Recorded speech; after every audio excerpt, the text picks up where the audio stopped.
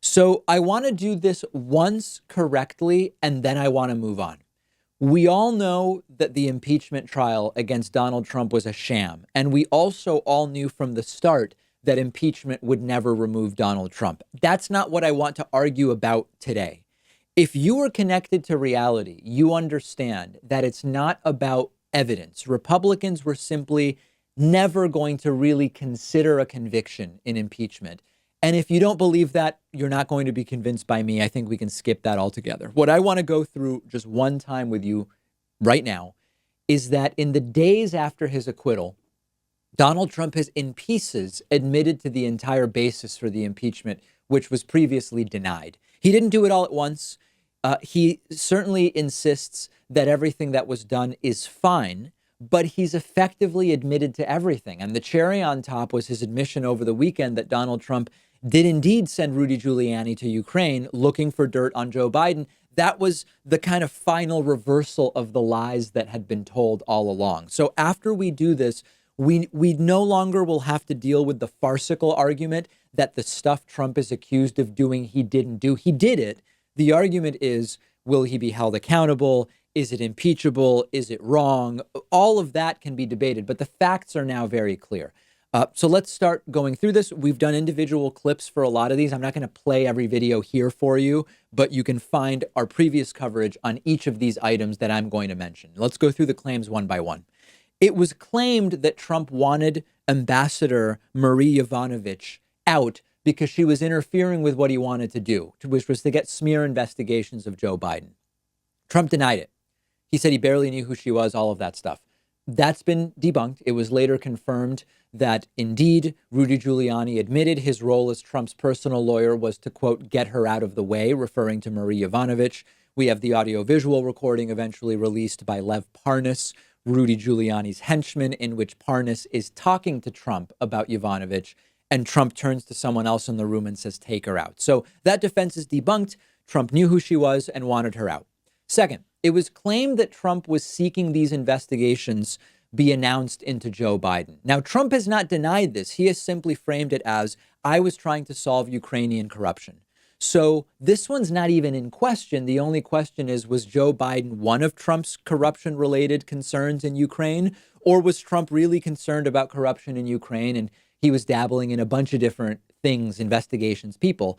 As we now know, Trump never asked for any other corruption-related probe in Ukraine about anything else. It was just Biden.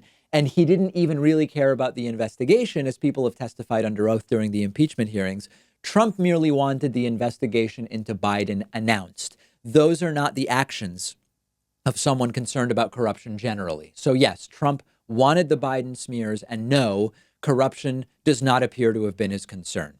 And now prominently, Trump is admitting that he did send Rudy Giuliani to hunt for dirt on Joe Biden in Ukraine. They are trying to couch it as Trump knows Rudy is a great, tough investigator. But Trump said to Fox News personality Geraldo Rivera in a podcast, when asked whether it was strange to send Rudy to Ukraine, Trump says he doesn't regret it and that Rudy was acting on Trump's orders. Trump saying, quote, so when you tell me why did I use Rudy, and one of the things about Rudy, number one, he was the best prosecutor, one of the best prosecutors and the best mayor.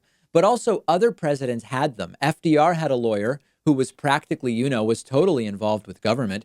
Eisenhower had a lawyer. They all had lawyers. Now, this is a complete red herring. The other presidents had lawyers. That doesn't mean they worked in a capacity to get foreign countries to smear a potential opponent of theirs for political gain, or doesn't mean they did any of these things. But again, piece by piece, Trump admits it all. Trump sent Rudy to Ukraine for Biden investigations. Trump wanted Ukraine to announce Biden investigations and didn't care about any other investigations. Trump wanted Yovanovitch out of the way.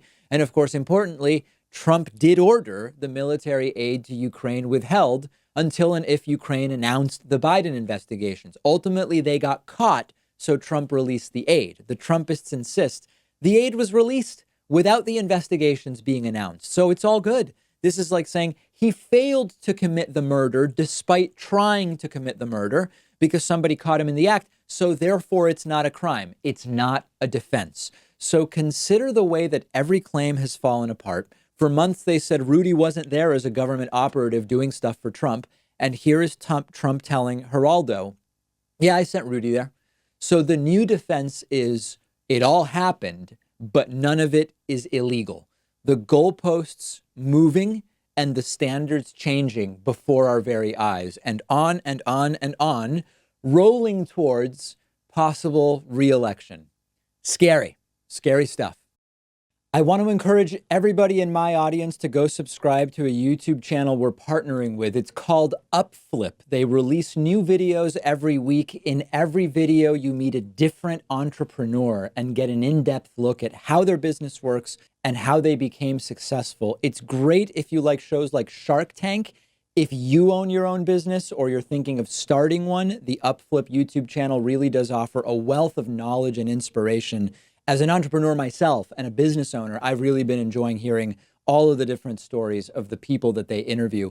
But it's really fascinating content, even if you don't own your own business too.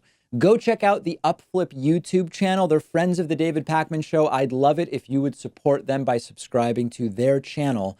You can find the Upflip YouTube channel by going to davidpakman.com/upflip. If you're watching this on YouTube, I've put the link right underneath this video.